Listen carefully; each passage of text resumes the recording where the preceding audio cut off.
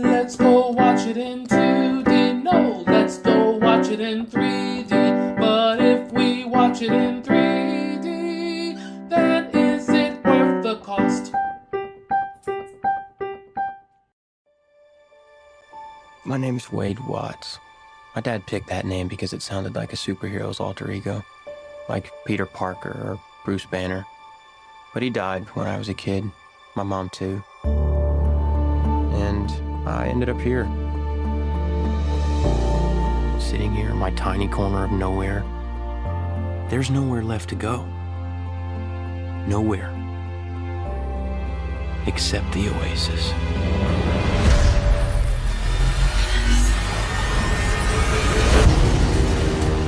A whole virtual universe.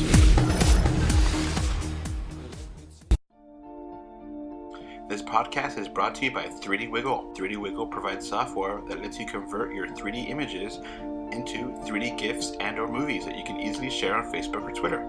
We have a 20% off coupon in the link in the description, and we also have deals from Amazon, and we also have a Patreon. So please click in the description to get more info. Alright, I'm Adolph Vega with Kevin Schilly.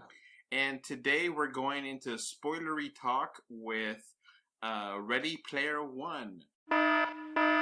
Warning, this podcast contains spoilers. Warning, this podcast contains spoilers. Now, Kevin is a guest star, so he's not a regular on the podcast, but he wanted to join in because he loves some Ready Player One. Am I right? Oh man, you're so right. Addicted. So, we'll get through the movie with spoilers, and Kevin actually read the book. Is that correct? Yeah, I read it once and listened to it with my fiance, now wife, and I mean, loved it both times. I hope I can remember enough to be able to compare the two, but definitely know good amount about it. And I have no experience with the book or the audiobook, so I went into Gave this it to movie. you. I know.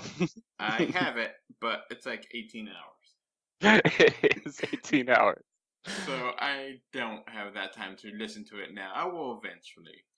But it's neither here or there. We'll talk about the book and what they changed, if they kept anything.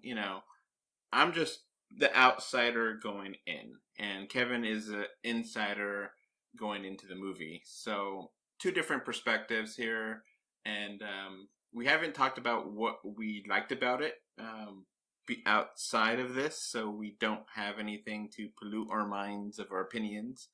So let's go at it. Kevin, do you want to go after the plot of the movie? Full spoilers? Yeah. So I mean, and feel free to jump in if you remember parts that I don't. But it starts off very, I would say, heavy-handed and kind of dives in, introduces all the characters right off the bat. Parzival, you meet H, Shoto, or Sho that they call in the movie, and Daito, right off the bat, which isn't the case in the book. Those are friends that are developed over time. H is like his first friend, but they are kind of all introduced as a group that are already working together right off the bat. And the contest is already kind of underway. The book itself is kind of told from the perspective of Parzival, kind of reminiscing on what happened, but in this case, it takes off and goes right into, okay, this is the first contest, it's a race. First one to get to the end wins the copper key. It harkens back and talks about, can't remember his name off the top of my head. What's his name? The owner? The main guy, yeah, the creator. Oh yeah. Halliday. So it goes back to Halliday's original Easter egg speech when he laid the contest forth, where you find these 3 keys. You, if you get to the end of the road, you get the egg. You get his vast fortune and control of the Oasis, which is this awesome, in-depth virtual reality thing, very appropriate to our time. that being said, nobody has gotten the first key. So it's this big, who's going to get to the first gate kind of thing. And Parzival ends up being the one. So he gets the key. Something they don't kind of address, really. I don't know if you notice this at all, but it was kind of like first person to get it gets the most points, and then it goes at a reduced rate, and then like caps out.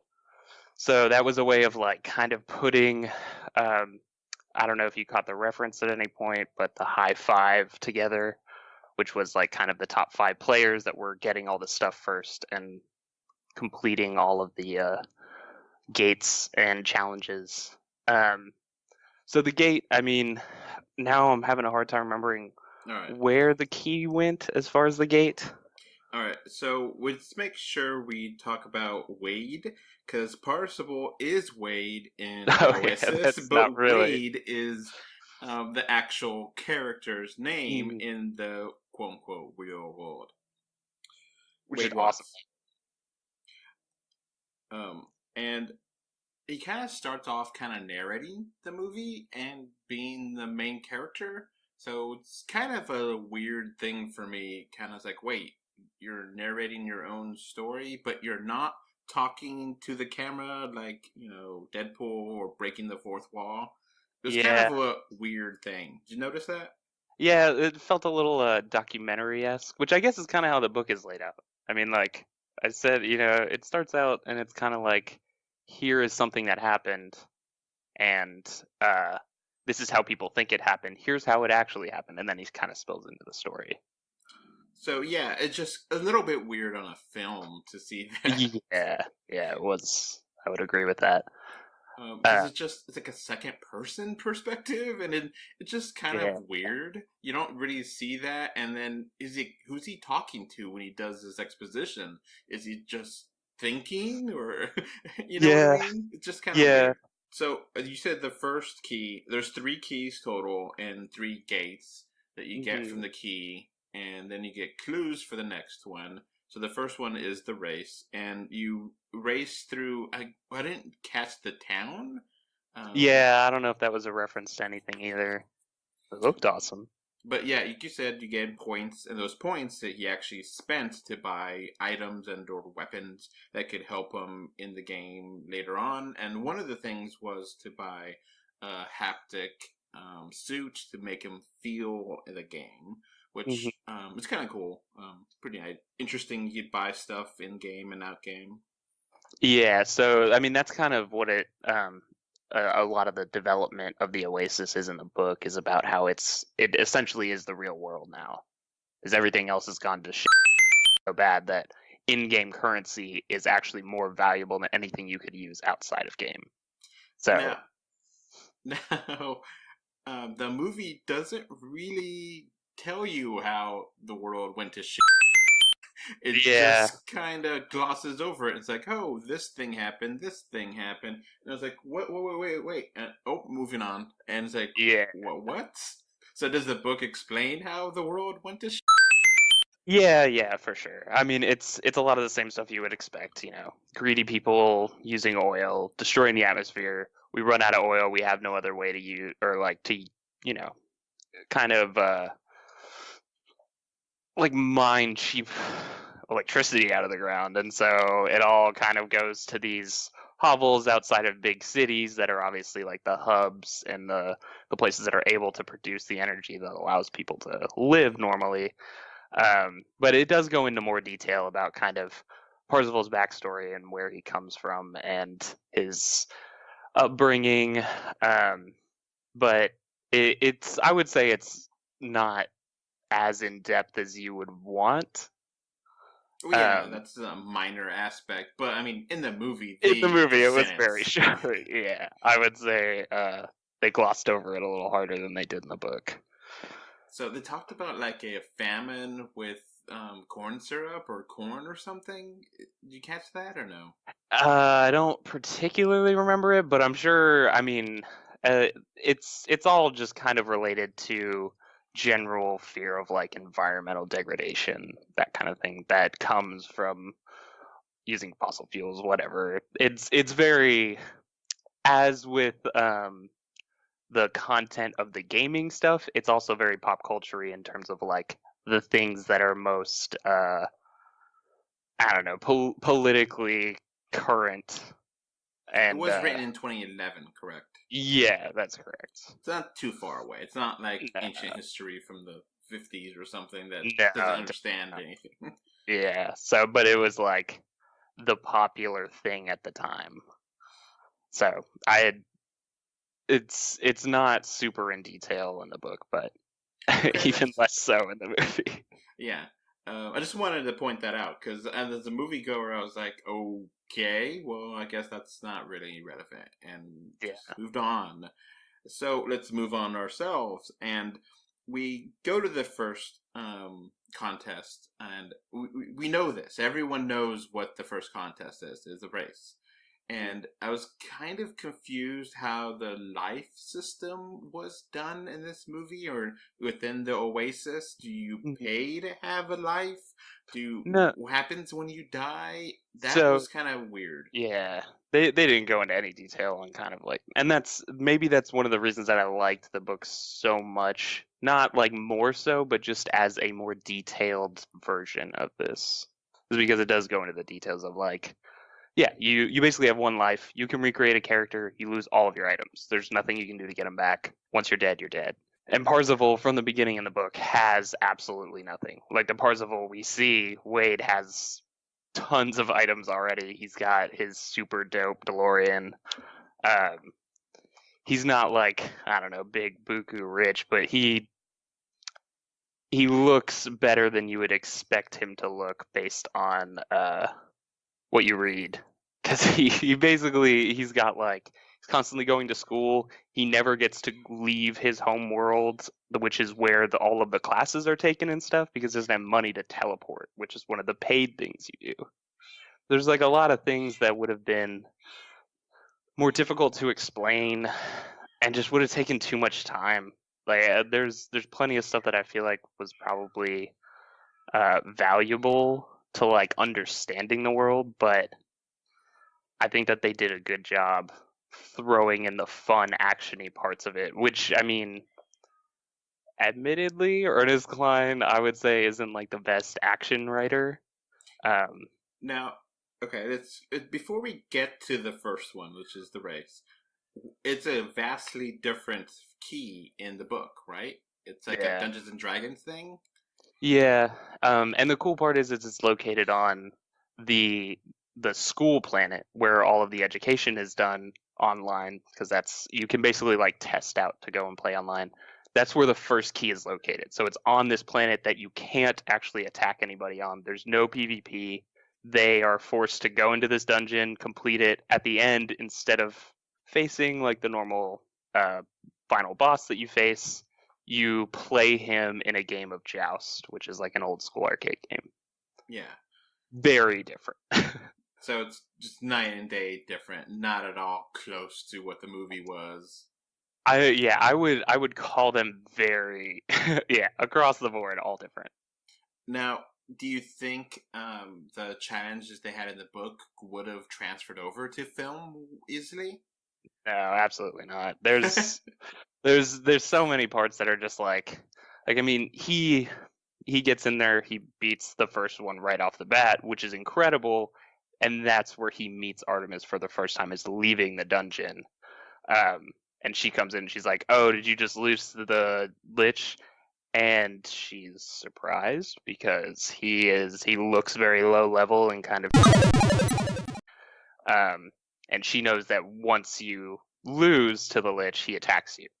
And so she's like, wait, how the you defeat him? So that whole, I mean, the whole interaction of like Artemis and him meeting at the first key, I think was still there, which was cool. They tried to make it close enough to where it follows the general plot line of like, oh, he finds the first key and that kind of sets off everything. Is once one person finds something like that, everyone's gonna follow. So this race, actually, we have to talk about it now, was pretty awesome. It was incredible. It was probably one of the best visual parts of the movie.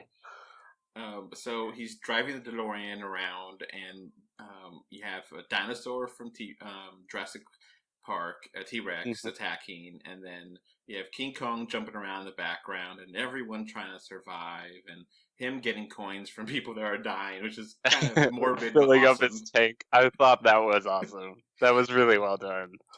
Just, you know, you need gas, so you just use the coins you get, and, you know, that's the way you do it. And, you know, he saves Artemis at the end, which, aka Samantha, and because no one wins because he figured out that Kong basically kills anything that gets there.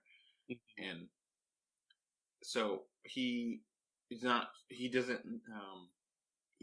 car is wrecked, and he talks to, what is it, Helen, and was it Art? Oh, H? Are you talking H. about H? Yeah. Yeah, H, the big dude / black woman. Yeah, and he fixes the car, and he fixes the bike, which is from Akira, right? Yeah, I didn't get that reference, but I saw it all over the internet after I left. So, you know, then Wade goes into the vaults, I guess, or the library to learn about the past with. Yeah, that's not so that's one thing that was pretty different. Basically in the Oasis everything is accessible all the time, especially just what you would picture the future of the internet, open, free sharing of information. So every book, all music, everything that was published ever is available for free. And that's like the incredible thing about it. But that includes all of these things that are like Halliday's journals and stuff like that all of the Gunters kind of latch onto. So while the vault wasn't necessarily in the book, I think it was a good representation of all of these Gunters, which I don't know, I can't remember. Is that a term that they used in the movies? I don't think so. It was just more like a museum that you would watch the, you know, memories of Holiday. And it's a really cool idea. I really like it. It seemed interesting and a way to give you story without really having a flashback.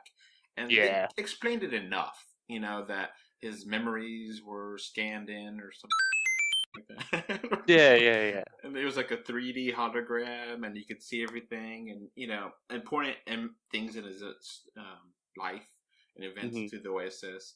So it is interesting how that actually delivers a story, and you get to know Holiday and part of the reason why the Oasis was made, and, you know, you get to have that character development and that story background that, you know, it gives a good flow to the overall arc of the story. Yeah, it definitely helps with exposition, I would say. But like what I had asked with the Gunters is actually the name of the egg hunters. So that's people that so that's like it was, I don't know if they like talked about it or glossed over it, but they're like in the book there's three kind of categories. It's either you're in IOI, Innovative Online Institute or Industries. They're the ones with the little symbols with, you know, Sorrento at the head. Then there's like Gunters that kind of group into clans, and so they basically agree to share the prize with everybody in their clan, so they're all working together. And then there's Gunters alone, which are Artemis, Parzival. All of them are exclusively meant to be just like solo, trying to find it and win alone. And they all have their own opinions about the other groups, but it's a big thing in the group, that whole like dichotomy of, oh, we have to do this alone. And that's what makes a lot of like the sharing of clues and information and stuff like that almost not present in the book, or at least like when it's touched on, it's really uncomfortable because nobody wants to talk about it. So it kind of threw me off how I kept getting this wrong when I did my spoiler-free review. I0I, not 101 like it looks like. Yeah. You know, but anyway, that corporation is the second biggest corporation compared to the Oasis, which is the first. And they have their team of people who, I guess, they hire people to try to play the Oasis and try to find the way to get the keys so they could get control, and then they want to commercialize it. So that's the basic villain, antagonist, is the whole corporation, which is head by Sorrento, which I really didn't like Sorrento. I mean, Didn't like him like as a character, or didn't like him just like the acting? I just kind of okay. The character is okay, but the acting was just really cheesy and really corny, and it's just like, come on. It's just like a mustache twirling villain. It's like, ooh, what could we do next? Yeah. No, you're right. I would agree with that. Definitely Was he not better in the book? Yeah, he's a lot darker in the book.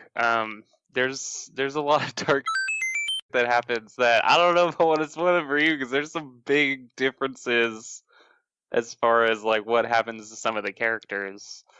Well, let's keep going with the movie. So, eventually we get Wade figures out, from watching a memory that go backwards in the race, and then that unlocks a secret area that is like a debug mode where you see the code and you see how everything plays out, and it's kind of weird because like you see that everything is literally programmed to fall in a certain way, and like you would think someone would figure that out, that hey, the T-Rex doesn't come at 5 minutes in or whatever, and no one has. So he's actually having to reverse the entire time, and that was kind of weird, but I was like, dude, that's really hard.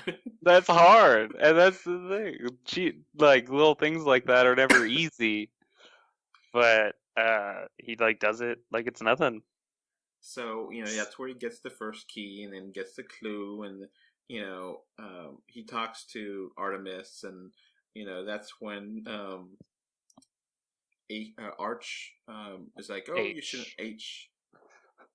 So in the book, it's spelled AECH, but it's just pronounced as H. Yeah, it's kind of hard to remember.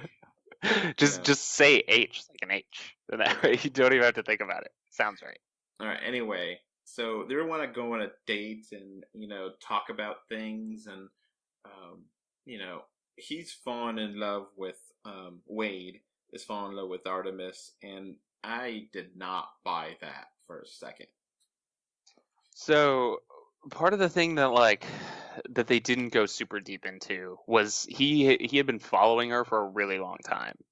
As in, like, she was the big Gunter who had, like, a blog and talked about all of her theories and stuff like that, was this very prevalent thing in the Gunter community. And so... He stalked. Exactly. It was genuine cyberstalking. And then she meets him in the dungeon for the first time. That's where it kind of sparks off. He doesn't, like, break it to her that he's the cyberstalker right off the bat. But that is... the idea behind it develops a little bit more to that point. So there's not as big of a disconnect of just like, oh yeah, he's just like smitten with her, because like when they're driving, like you can tell, and to someone who's read the book, it was like, oh yeah, obviously he loves Artemis, but it was very abrupt. A movie, I did not see that. It wasn't enough screen time for them to really connect that way, and that felt really rushed. And so then Wade buys all these cool gadgets and stuff from with the points he gets. Were they in the book or no? No, he goes crazy with his money, which is awesome because like he's never had any. His credit count's always been 0. So whenever he gets some, that's when he goes out and he starts buying he buys like a planet, he buys his awesome DeLorean that, you see at the beginning. Yeah, but it's super bad. Whoa, this is heavy. It has like a little phase shifter that allows him to go through solid matter. So he's just like this floating, time traveling, fastest, awesomest thing there is. And then it shrinks down to like the size of a little car that he can throw on the ground or put in his pocket. So cool. Oh, my bad. But it was there was like it was a lot of fun. That shop was like just meant to be, oh, he just like got buku bucks and now he's gonna spend it on these cool things. And they crammed a lot into there, like you said, where he buys the suit.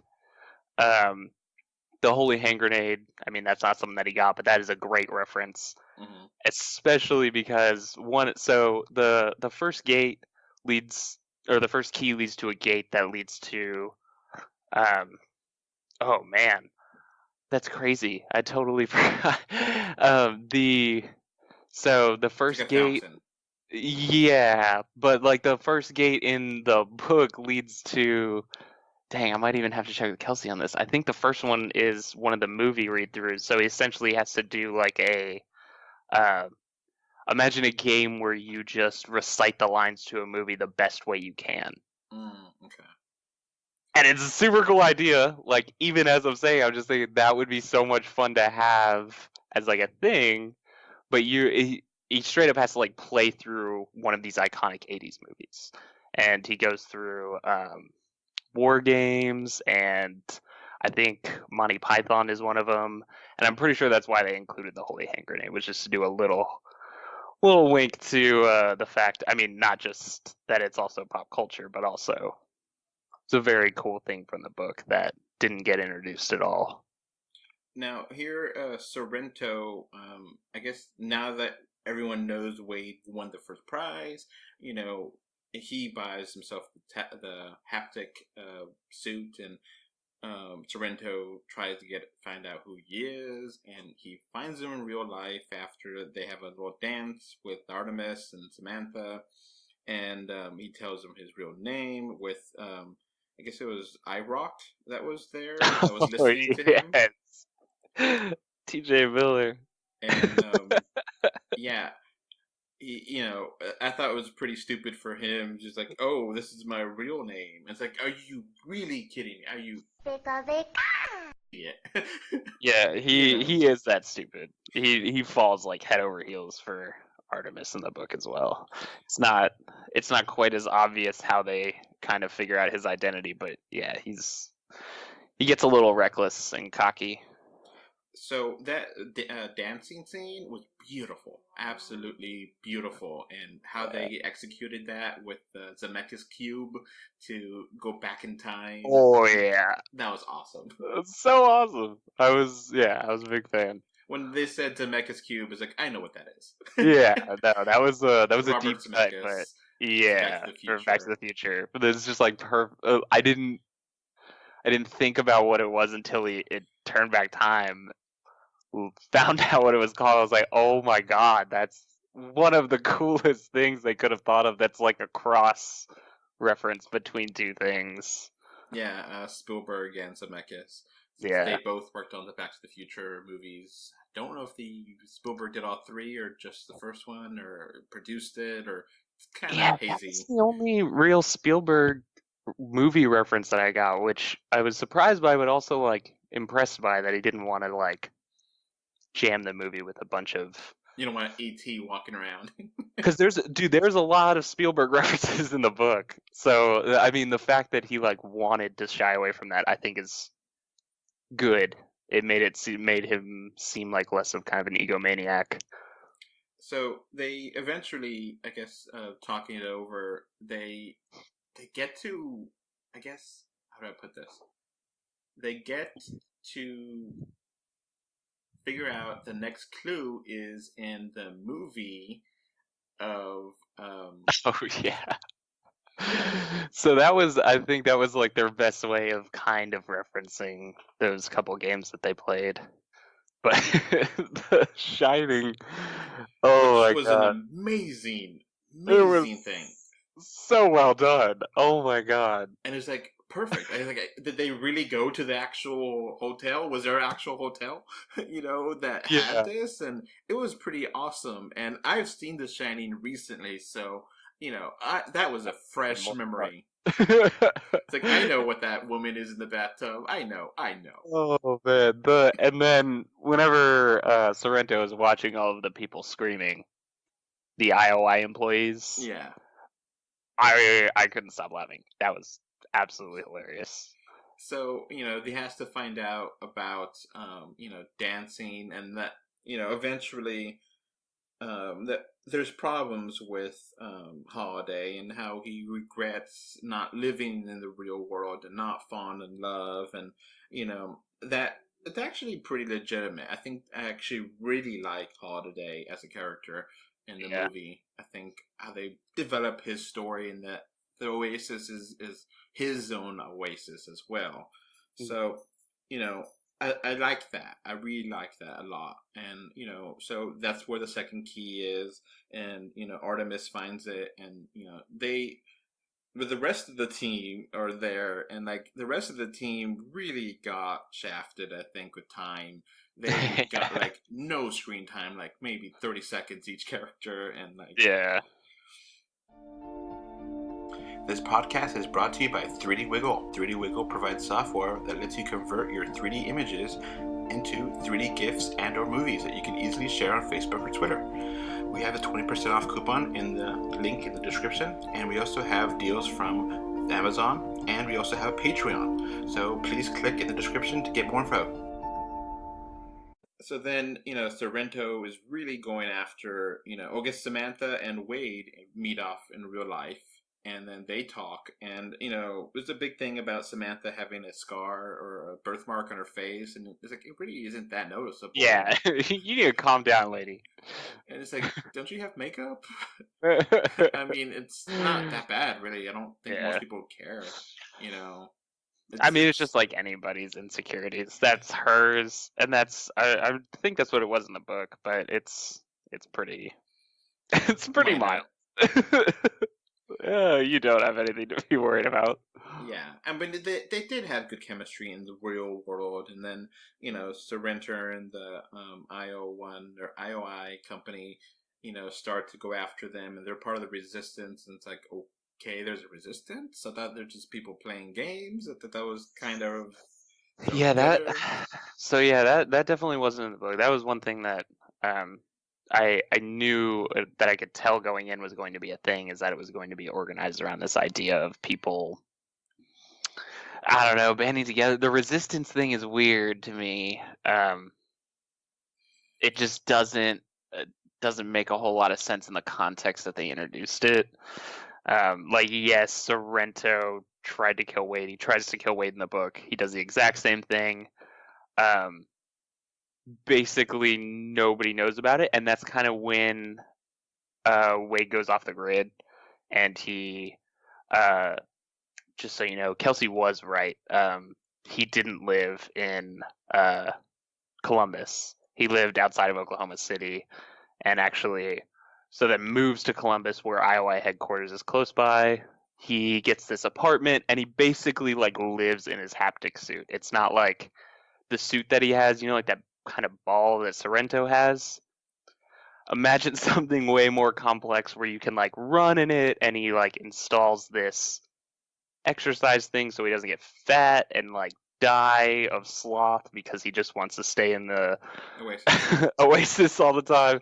And there's this whole development where he's grinding very hard and getting his character, I can't remember what they call it. I think they call it the climb to 99 or something like that. To where you max out your character's level.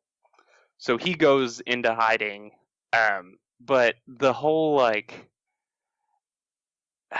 there's with the truck and Kevin and or H. So the truck was there, but the truck's there later, and it's not as big a thing. It just feels that whole section of the movie feels kind of mashed together. And it's okay. This part I really had a problem with, and I mentioned that is one of the things I vaguely said in my spoiler free was that there's some story conveniences, and one of them is that all of their friends are in this city. I was like, that's ridiculous. Come on, I could believe Sam. I could believe maybe or H, but maybe all of them. Yeah. Come on. So Samantha's the only one that's actually close in the book. H is very far away. H is constantly on the move, does have this basically mobile center that she drives around in, logs in, plays and stuff, just so that she's off the grid. Sho and Dainto, come on. Sho and Daito are both they're I'm pretty sure they're in Japan. The only way that they ever meet in person is like later on in the book, and that's completely nothing to do with just like conveniently being in the same city. So yeah, that was definitely convenient. I was like, okay, I get it for the sake of the story, but come on, that's a little too much of a jump.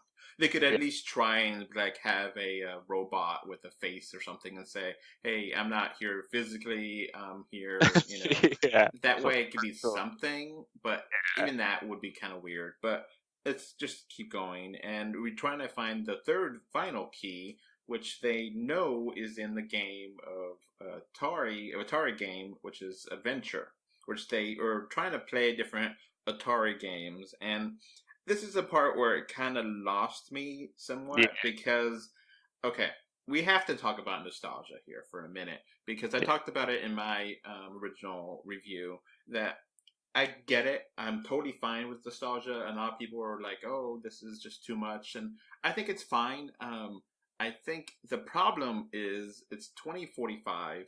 They're having nostalgia for the 70s, 80s, and, you know, that time, which is a long time from that point in time from where they are. So they should be nostalgic from 2010, 2020, 2030, you know, or, you know, early 2000s. Yeah. That's like us being nostalgic for the 50s and 60s or 40s. And it's just like really a huge amount of time. Yeah, I will say that again is handled in the book much better because the whole reason that rage is brought back is normally that's not how it is. So basically people are not into the 80s stuff. The only people who are into the 80s stuff are Gunters and like IOI looking for the key kind of thing. Everybody else does not care about it until Parzival gets the first key because when he gets it, everybody's forgotten about it for 5 years. Nobody's even... So the whole thing is it's just like I'm trying to think of a good example of like one kind of big thing bringing a fad back, but I don't know. So, it's like you see someone doing something crazy with a yo-yo and you're like, oh man, I kind of feel like I wish I had a yo-yo right now just to fling around. That'd be fun. But it gets out of control. Yeah, the Atari... Even I think Atari is barbaric and ancient now. In 2018, we're recording this. And that was released before I was born, like in 77 or 78 with that or something like that. I've tried playing that, and I just don't get it. It just, before the NES, it's hard for me to care. And it's, I can imagine... you know, 30 years from now, that's going to be even more the case. It's really abstract game. You know, it's fine for the time, but, you know, it's different. I think the NES games really make it more believable into your world, and, you know, that era makes more sense. It's not as abstract as blocks, you know, and colors as it was in the Atari age, where you really didn't have these graphics, you know. So I thought that was a little bit too much in the nostalgia, and it's just like, come on, I don't believe that. And then, you know, everyone knows about this glitch. I was like, or not the glitch, but the Easter egg in that game. I don't know about that.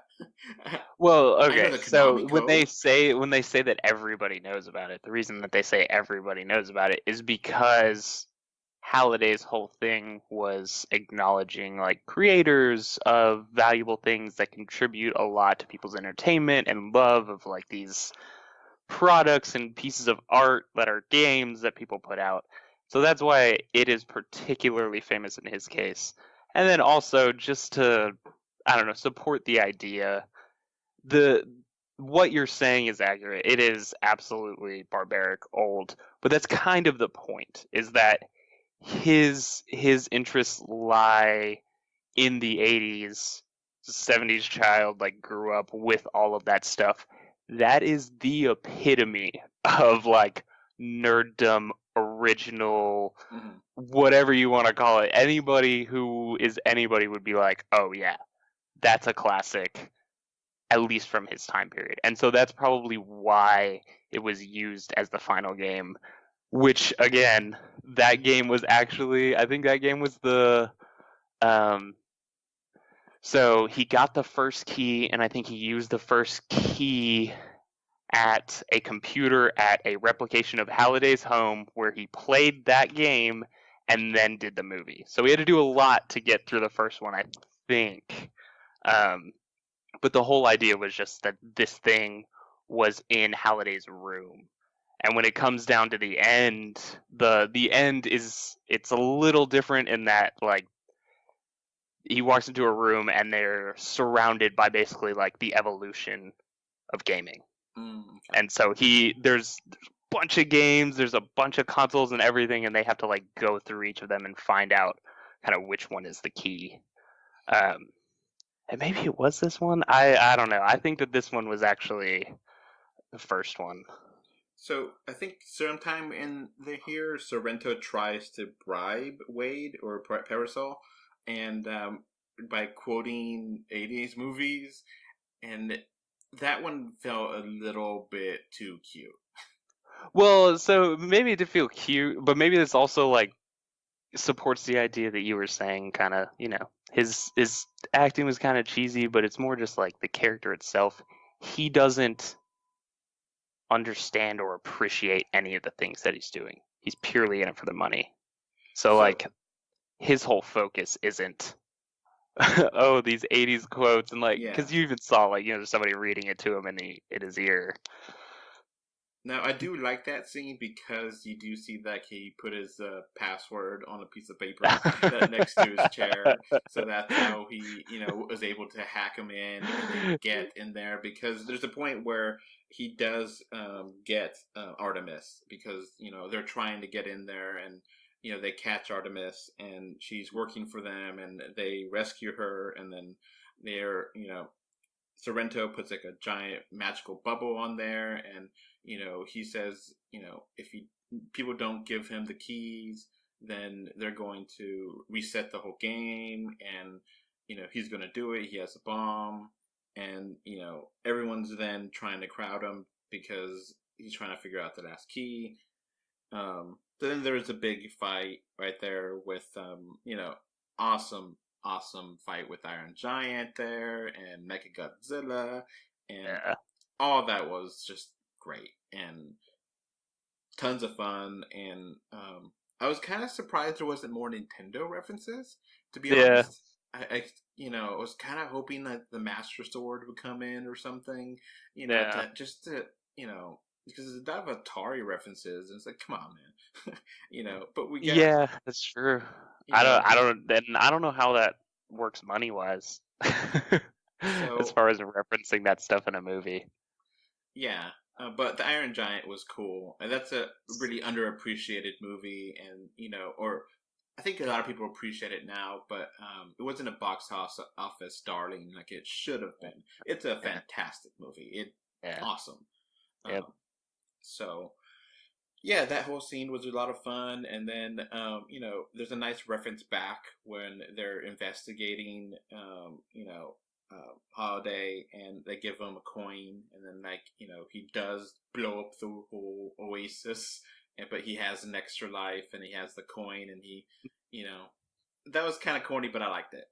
So the way that he gets the coin in the first one, or in the book, so he goes to this, like, it's literally like did you ever play, I don't remember what it was called, it wasn't Battle Tanks, but it was like the green outlines, is like this really digital screen, I can't remember what it's called. You would know it if you saw it. Anyway, he goes to this planet that's like completely ridiculous, but you go underground and it's just filled with like old school arcades that people had coded. And one of them was one that Halliday had coded. He goes to it, finds this random unplugged, broken, which is weird because it's in the Oasis, Pac-Man game, like plugs it in, pulls the sign off, and there's a quarter that's like stuck to it. And so basically he plays a perfect game of Pac-Man. and It's really wins hard. this quarter. It's impossible. And it's Ms. Pac-Man, so there's like all these hidden dots, and like you have to actually suicide at a couple parts. And it's like while listening to it and reading it, it's so intense and so much fun. But it would have been so boring in the movie. I can't even get over it. Like that would have been the least fun thing to watch. Hey, And they so made was it the Donkey Kong documentary pretty fun? yeah, So it might have worked, but how they rewarded him as in the coin, and he survived and was able to play adventure and get it in, and then everyone else died except for him, and he got the key, and then Spielberg magic, and The dongos. Yeah. he can't put it into the keyhole because Sorrento's attacking him in real life. Yeah. And I love it, but I hate it, but I love it at the same time. It's just like we know where this is going. Just do it, please.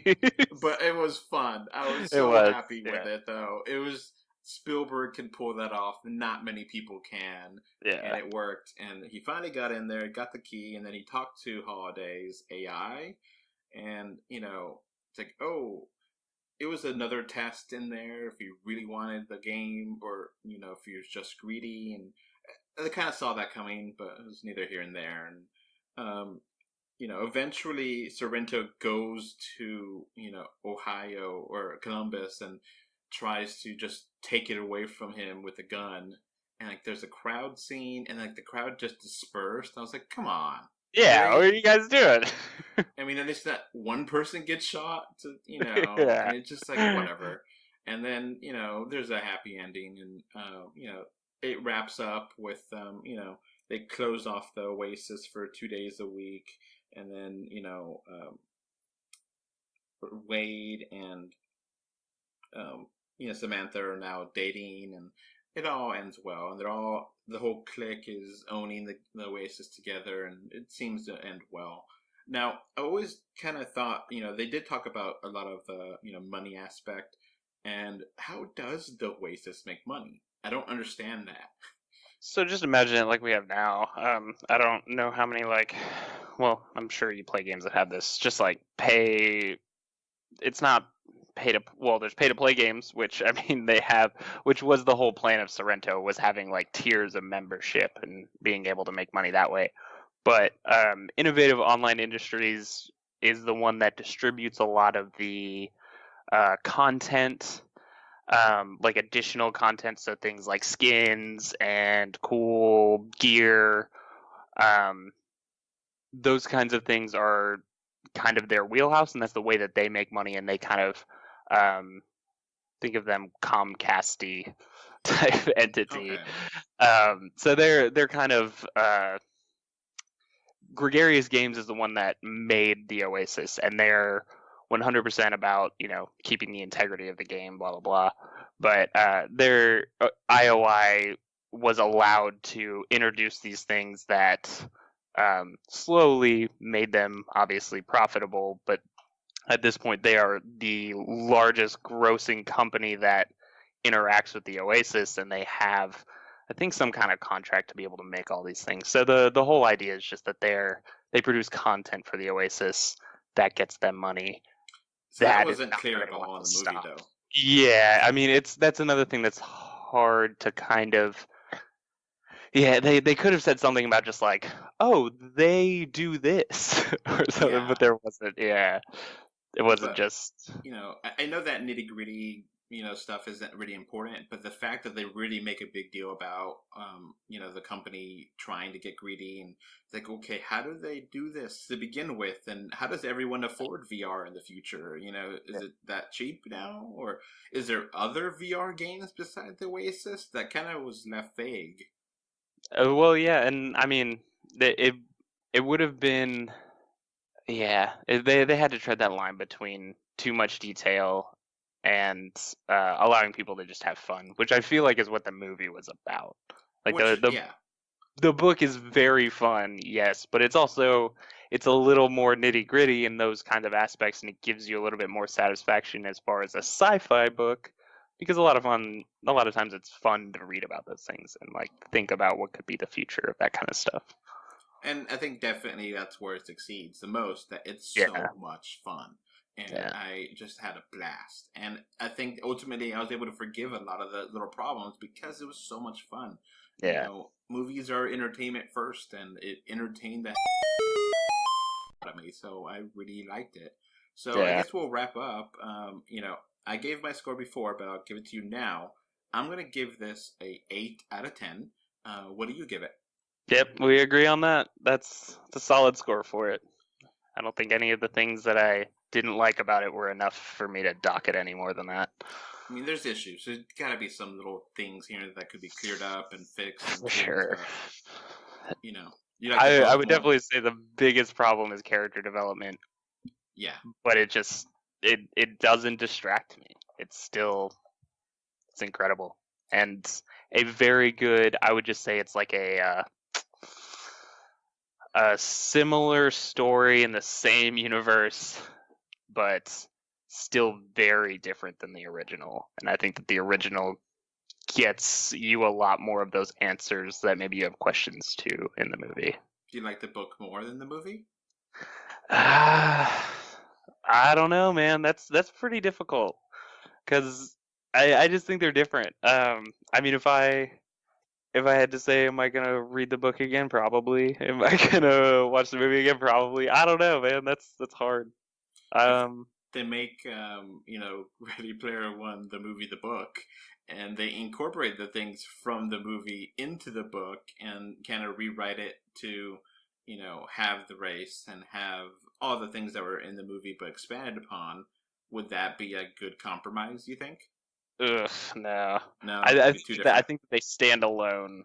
Both of them stand alone as good, enjoyable entertainment, and would highly recommend reading the book. Even though I spilled a bunch of beans, there's a lot of stuff in there that would give you more appreciation, I think, for the characters and for what they had to do with this movie. Like this is such an incredible undertaking.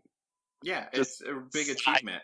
I yeah. haven't seen so many pop culture references since, you know, Who Framed Roger Rabbit, you know. Yeah.